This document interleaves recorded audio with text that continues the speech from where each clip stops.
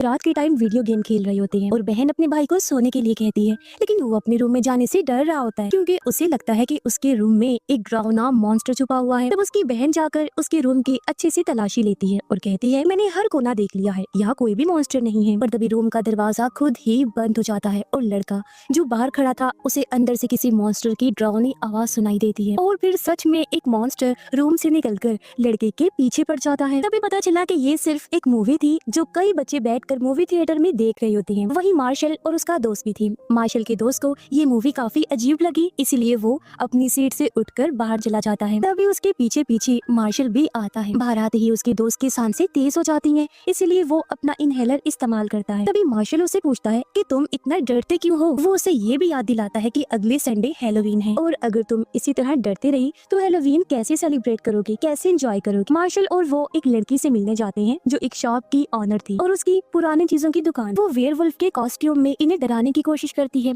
अब उससे मिलने के बाद ये वहाँ से निकलकर घर जाने लगी। मार्शल अपने दोस्त को समझाता है कि उसे अपने डर पर कंट्रोल करना होगा, बल्कि तुम्हें अपने डर का सामना करना चाहिए, इसीलिए जाओ और कबूट के घर की बेल बजाओ। अब यहाँ आसपास के बच्चे कबूट से दूर रहते हैं क्योंकि उन लोगों को लगता है कि वो एक सीरियल किलर है, कातिल है। अब उसका दोस्त हिम्मत करके डोर बेल बजाने ही वाला होता है कि तभी पीछे से कबूट आकर उसे डरा देता है और वो सीधा मार्शल के पास भाग जाता है और फिर दोनों भी अपने अपने घर चले जाते हैं। रात को मार्शल जब अपने घर पर था तो उसकी मॉम अपने दोस्त को बुला लेती है और वो दोनों मिलकर खाना खाते हैं। उसके आने से मार्शल को बहुत बुरा लगा, इसीलिए वो गुस्से में आकर खाना बीच में ही छोड़कर अपने रूम में आ जाता है। कुछ देर बाद मार्शल की मॉम उससे बात करने के लिए रूम में आ जाती है। उनका कहना था कि मैं भी अपनी जिंदगी में आगे बढ़ना चाहती हूँ। इतना बोलकर वो वहाँ से चली जाती है। तभी मार्शल को अपनी वॉकी टॉकी पर हल्की सी आवाज आने लगती है जो और किसी की नहीं उसके दोस्त की थी, जो कह रहा था, मार्शल जल्दी से खिड़की से बाहर देखो, क्योंकि ये दोनों एक ही जगह पर रहते थे और आज भी उसके दोस्त की आवाज से लग रहा था कि वो काफी घबराया हुआ है। मार्शल जल्दी से विंडो के पास जाता है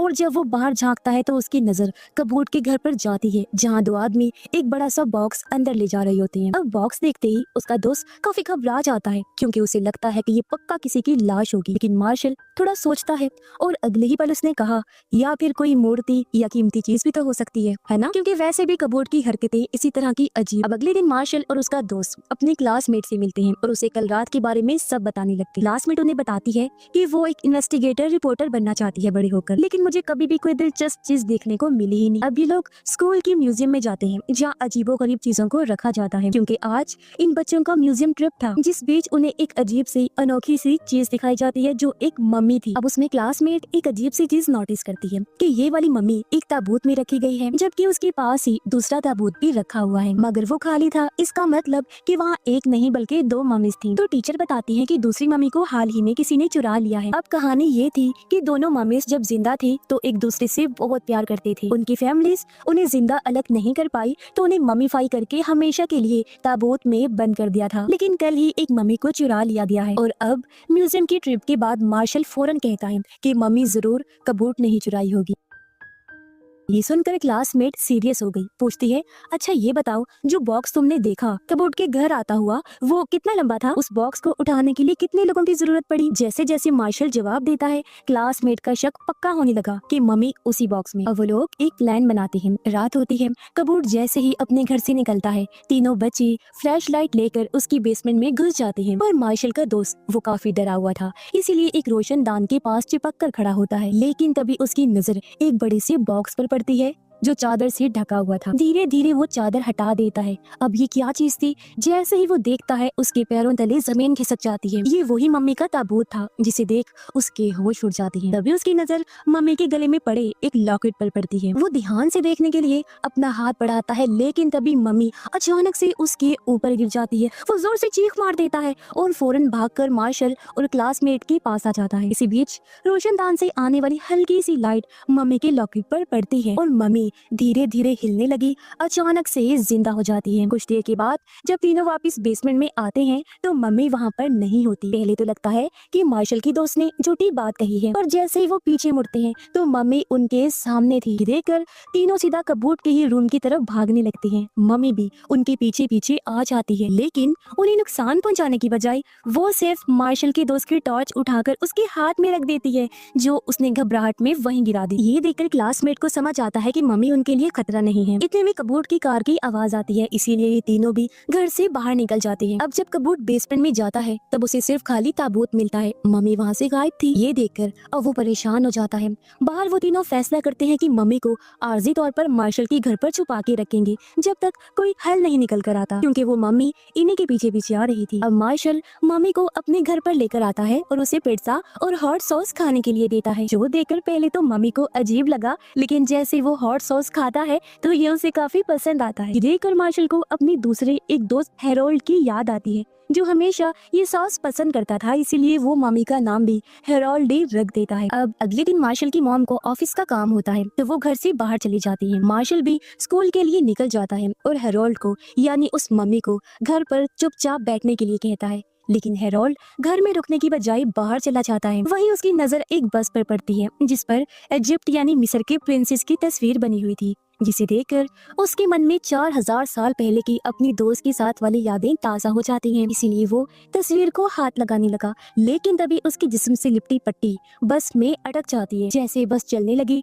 हेरोल्ड भी उसके पीछे पीछे घसीटने लगता है। दूसरी तरफ स्कूल के बाद मार्शल, उसका दोस्त और क्लासमेट जब घर पहुंचते हैं तब उन्हें हेरोल्ड यानी मम्मी कहीं पर भी नहीं दिखता, इसलिए तीनों उसे ढूंढने निकलते हैं। जबकि वहाँ हेरोल्ड यहाँ वहाँ घूमते घूमते सीधा म्यूजियम के बाहर ही पहुंच जाता है। म्यूजियम के दरवाजे पर इजिप्शियन प्रिंसेस की तस्वीर देखकर बिना सोचे समझे अंदर चला जाता है। वो तीनों जब यहाँ पहुंची तो उन्हें भी शक होता है कि हेरोल्ड भी म्यूजियम में ही गया होगा, इसीलिए वो भी फौरन म्यूजियम के अंदर आ जाते हैं। वहाँ वो हेरोल्ड को ढूंढ ही लेते हैं और चुपके से उसे म्यूजियम से बाहर लेकर आ जाते हैं। अब वो उसे म्यूजियम में तो बिल्कुल नहीं रख सकते थे क्योंकि मम्मी जिंदा जो थी। अब तीनों उसे लेकर अपने साथी शॉप की ओनर की दुकान पर आ जाते हैं। शॉप ओनर मम्मी की लॉकेट की तस्वीर खींच लेती है, जिस लॉकेट की वजह से ही वो जिंदा हुआ था, और कहती है कि इस पर कुछ लिखा हुआ है, जिसको ट्रांसलेट करने के बाद मैं तुम्हें बताऊंगी कि ये चीज क्या है।